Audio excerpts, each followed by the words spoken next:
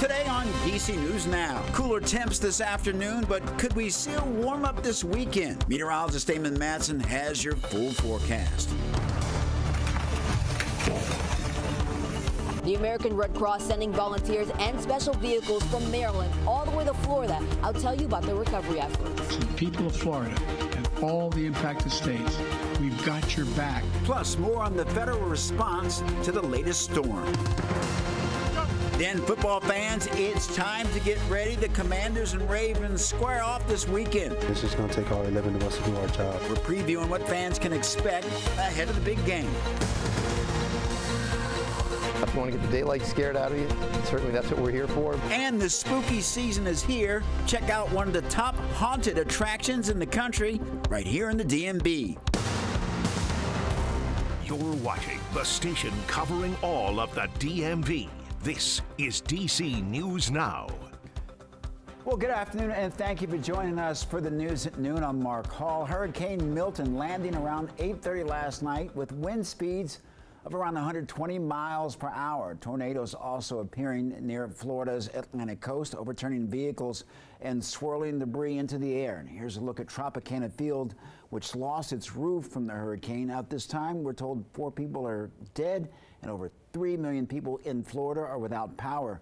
Nearly 100% of customers in Hardee County, that's about 20 miles southeast of Tampa, were without power.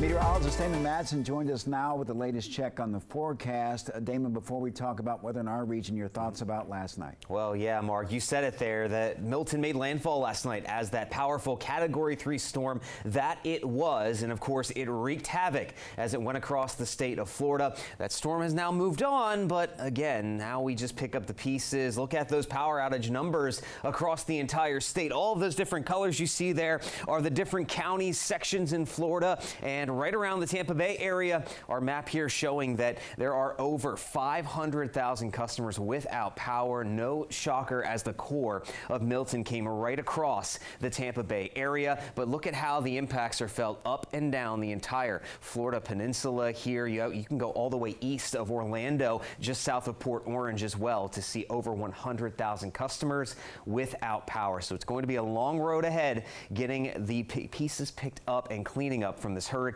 And it wasn't just the wind. You heard the tornado threat was out there, and of course the torrential rain and storm surge. Look at some of these rainfall totals there just offshore from Tampa. 20 inches of rain came down just inland a bit, 15 inches near the Orlando area. That certainly causing a lot of problems as well. So hoping for the best now that the storm has moved on and people can start cleaning up down there in Florida. Now back here closer to home, well, we had a surge of colder air move in last night. You felt that chill even more earlier this morning, and this afternoon it's not going to warm up much, folks. You may need a jacket all day as temperatures stay in the upper 50s to low 60s. Now, as we head on toward the weekend, are we due for a warm up just in time for that your Saturday and Sunday? We'll have a full look at your forecast coming up here in just a bit. All right, Damon, thank you. This afternoon, crews with the American Red Cross are on their way down south to help with relief after the latest storms. DC News Now's Jean-Marie Sase was there and spoke to volunteers about their plan to help with recovery efforts. Drivers are making that 13-hour journey all the way down to Florida, and this is actually the first time that the National Capital Greater Chesapeake region of the Red Cross is deploying 2 command vehicles all the way down there, and they say the more help they can provide, the better. Just using my God-given talents and skill sets to help those in need. For the past 21 years, Kelvin Baptist has been volunteering with the American Red Cross right here in the DMV. But for the first time today, he's being deployed out of the region to help those in Florida.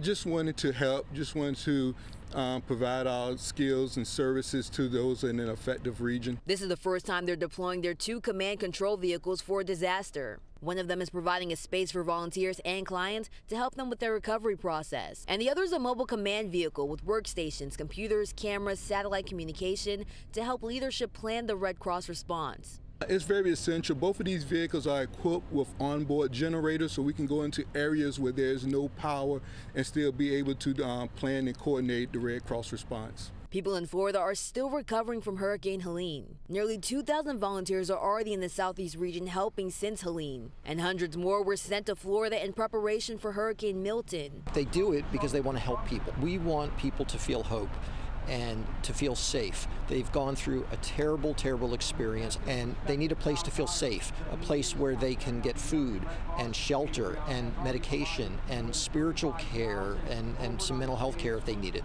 The American Red Cross is working with local officials and organizations down south to help with the long-term recovery efforts from both hurricanes. Reporting in Gaithersburg, Maryland, I'm Yamari Sase, DC News Now.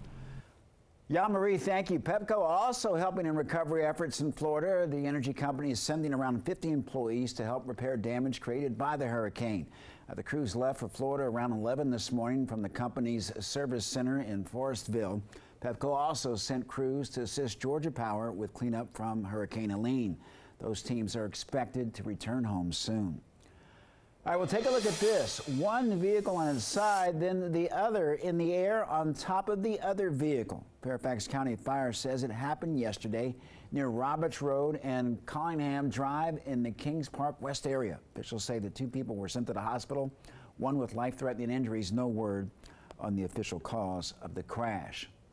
Well, happening now, Metro Transit police say that they are looking for a suspect accused of assaulting a police officer. It happened at the College Park Metro Rail Station in Maryland Wednesday morning. Investigators say that police got a call about two people trying to steal scooters. While trying to arrest one of the suspects, police say that one person resisted and assaulted the officer. They then say that that police officer used pepper spray. Police say that the suspect and the other person ran off. WMATA says the officer was not seriously injured. The Manassas Park man, Naresh Bhatt, accused of concealing a body in connection to his wife Mamta Kafle-Bhatt's disappearance, will not appear in court today. Today's motion was forwarded to November 7th. Naresh's defense argues without a body, there's no probable cause. But Mamta's supporters say the motions by the defense are just a ploy to exclude as much evidence as possible. Her supporters say that they will continue to pass out flyers throughout the community to help find Mamta. They also plan to hold a domestic violence vigil at Signal Hill Park on October 20th to help others like her. October is Domestic Violence Awareness Month.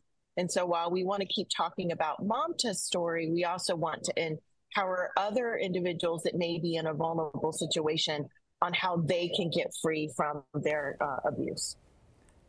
And again, Naresh's next appearance is scheduled for November. Her trial is set for December 9th. Mamta's supporters say that they will not rest until they find her.